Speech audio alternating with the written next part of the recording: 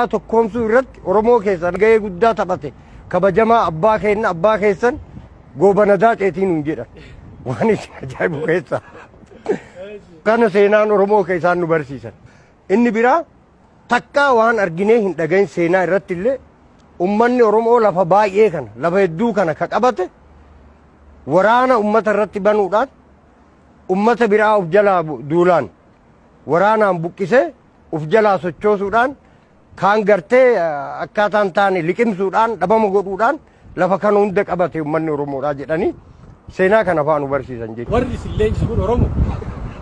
Maal beekna afaan Oromoo dubbatan. Leenjiin walumaa galatti wanni leenjii jedhanii sartifikeeta nu kennan kun waa'ee sabboonummaa Oromoodhaa.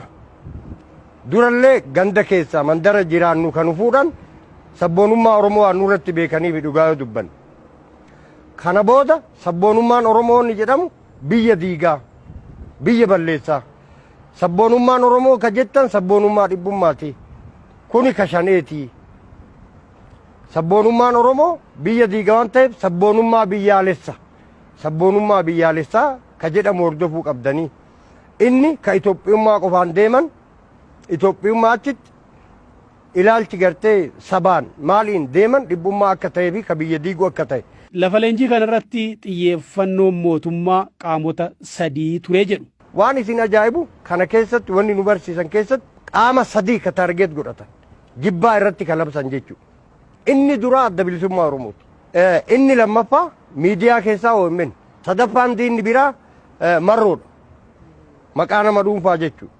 Marroo ka jedhamu ABO shanee jarri tokkomaa jedhan yoo barbaadanis akkaataa sadii kana dhiyeessan. Yoo barbaadan OMNs ABOlleen deebi'ee warri shanee jedhaniin kunillee tokkochumaa jedhan ammoo isaa booda waan ganama sitti himan galgala irran deebi'an.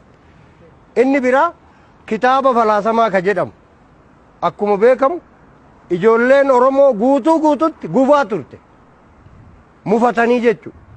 Kitaaba kanatu biyya bulchaa Itoophiyaa bira damarimo maalii jedhanii san falaasama kitaaba falaasama eda'amuu jedhamu san kitaaba kanatu Oromoo bira tare Afrikaa ga'ee addunyaa bulchuu ta'a. Kitaabni kun sirna gadaa irraa waraabame parsantii dhibba sirna gadaati.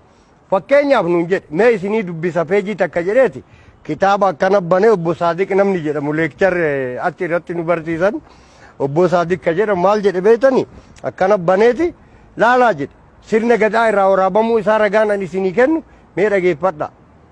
የተፈጥሮ ሕግ ይላል jedha jedhe isinii galee amma jedhe seera uumamaa jechuudha.